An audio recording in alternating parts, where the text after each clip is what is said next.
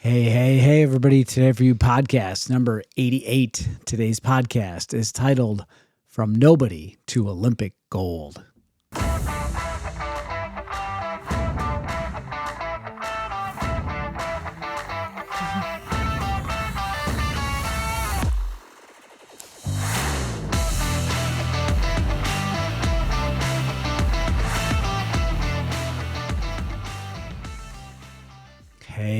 Hey, everybody. Welcome to this week's edition of your weekly Limitless Life Network podcast. And we are Dr. Peter and Sandy Lombardi. And this is obviously the Limitless Life Network podcast where we flesh out the limitations that are preventing you from reaching your goals and living the life that you were called to lead. And we always like to start off by saying, thank you. Yeah, thank you. Thank you for listening in, and thank you for giving us some of your time today to enjoy the content, and hopefully it moves you in a way that makes a difference. So thank you. And we always encourage people to subscribe to the channel if you're not already. Go ahead and hit the subscribe button, and also share it. Share it with a friend. Pass it on to somebody else. It always makes a difference when we share something that's of value. If you don't think it's valuable, don't pass it on. Okay, that's all.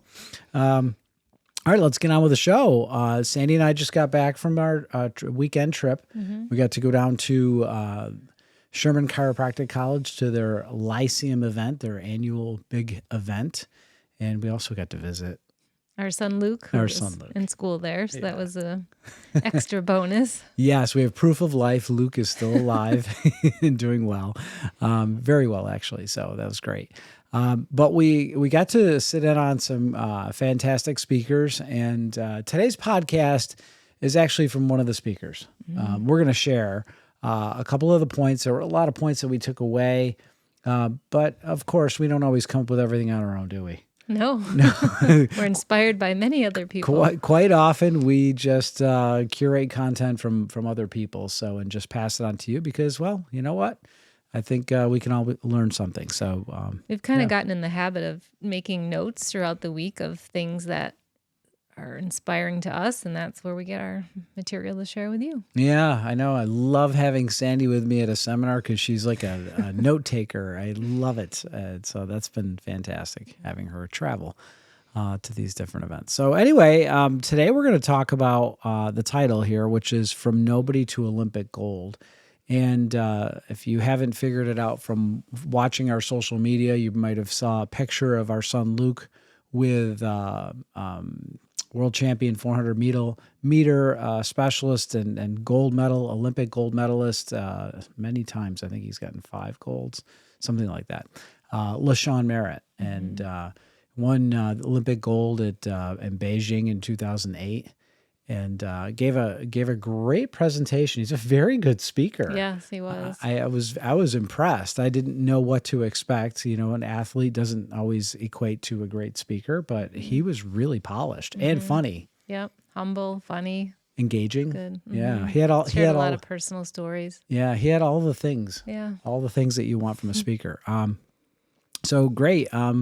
So let's talk about a little bit about him and his backstory. So he started off in, what was it?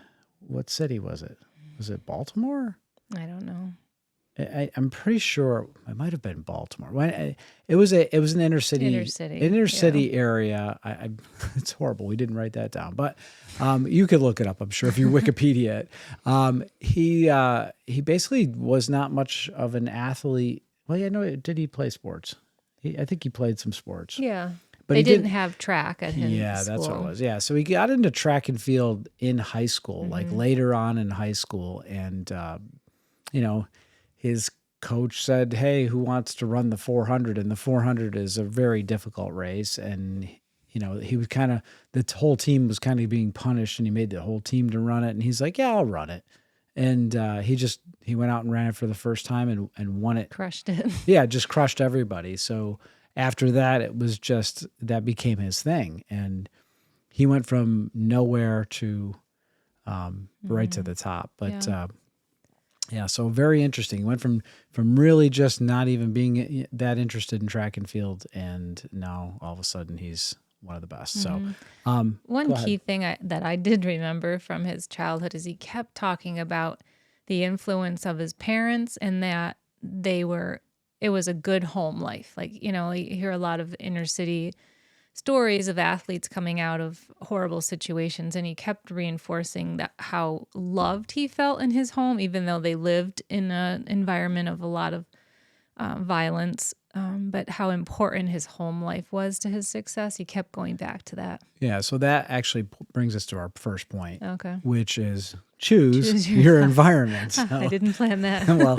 I've had a feeling you were not aware that you were actually talking about point number one. So his parents were very protective of his environment. They really highlighted family dinners, and they didn't want him to be going to look for anything elsewhere. So his mother was a school teacher, and she knew that if the streets got into him, it was going to be potentially the end of him, which actually that's what happened to his brother.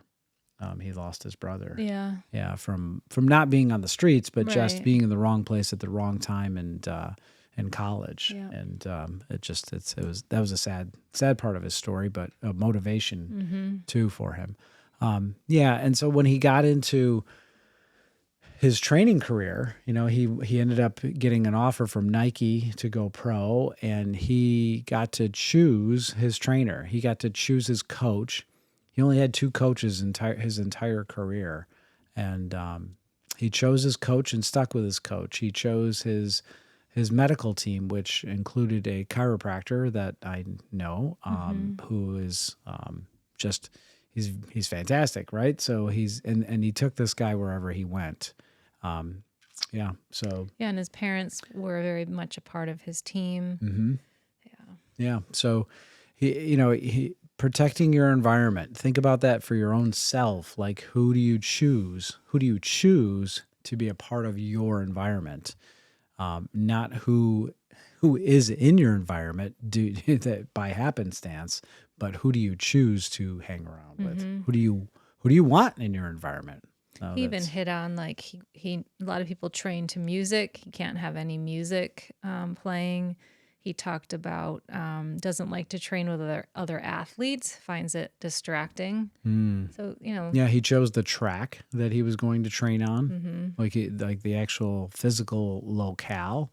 Like his high school that he grew up at didn't have a track, so everything they didn't have uniforms. yeah, paid particular attention to a lot of details that we might not think of. Yeah. So that was really good. And then point number two is the dream came because of the daily work. And I think we've talked about this on other podcasts. He never dreamed of being an Olympic athlete. He never dreamed of winning a gold medal as a kid. I mean, it was just not on his radar. It was almost as though he just kind of got opportunities put in front of him, and then he just did the work. Yeah. And I think that kind of idea, that mindset, is that we can dream about all these things, but if you don't do the work, it's never going to happen. Yeah. But instead, he just became more focused and disciplined and developed really good discipline on doing the work, and dreams manifested. Yeah. Like it came to, these goals became reality because he just was so into the systematic discipline of doing the work. So One thing I'll add there is he said his father always, like daily, would tell him what did he say, was born to be a superstar or something. He had a saying. And I thought that was really cool that as a parent, we can speak the affirmation and words of life over our children or those that we are around. And his dad didn't know he'd be a phenomenal athlete. He just, spoke that positivity over him. And I think that's powerful. Yeah, for sure. That brings us to point number three. Okay. Being in tune. And he used visualization, and he did have some experience with music that he tied to this. Yeah. So it was more of like, it was not only is it visualization that he talked about before races and visualizing, what he was going to be doing, but it was really being in tune with his own body and listening to his body. And, professional athletes are sometimes considered prima donnas, and a lot of people don't like working with them because they are very much hyper vigilant of how their body is feeling in the tune.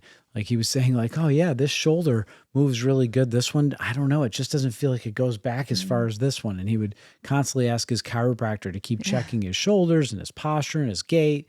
And so the guy was always looking at every single detail when it Remember came he to was that. talking about tapping his toe and he could feel, what was he was getting at with that? So this was later in his career. He had an injury. Well, no, but he was talking about he could tell when he tapped his toe if it was different, like He could, if you would tap his feet, he could, the speed of how fast he could tap his feet, he could tell whether his nervous system was tuned up or not tuned up. because he used that with his chiropractor a lot. Yeah. So, So now how does that apply to us? Like, we're not professional athletes.